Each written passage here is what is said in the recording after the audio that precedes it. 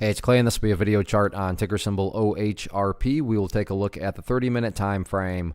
Real quick, what do I mean by 30-minute in case maybe you're new to charts?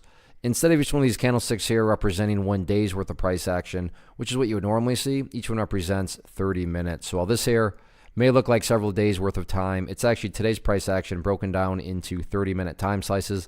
I like to do this time frame. Think it does a good job of telling the quote-unquote story of the price, and then makes mapping out where levels of support and resistance a bit easier to see.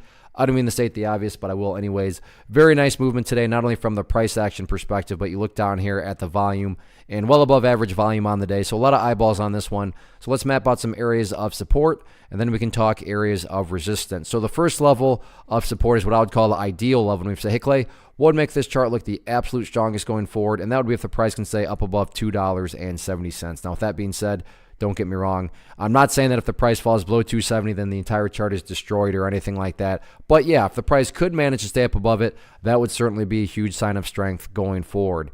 Taking a step back and looking at things from more so the big picture point of view. So this assumes you have more of a broader time horizon, but that is where the purple line comes into play, the famous 50-period simple moving average. Keyword being moving. As time goes by, that line is going to move itself higher and higher. So a very basic yet highly effective way to judge the health of the move, that right there being defined as the move. Just watch that purple line. As long as the price stays above that line, as the line itself moves higher and higher, then the bulls are in full health, the bulls are in full control. However you can best visualize that, that is what is being represented. Again, yeah, staying above 270 would be great, but as far as the big picture is concerned, as long as the price is above that purple line, the bulls 100% own the chart. What about levels of resistance?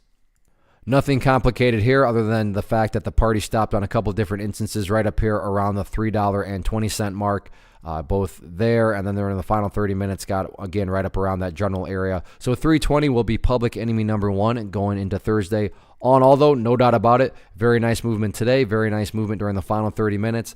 Solid volume, so it'll be interesting to see how this one continues to play out. Still a couple of days left this week.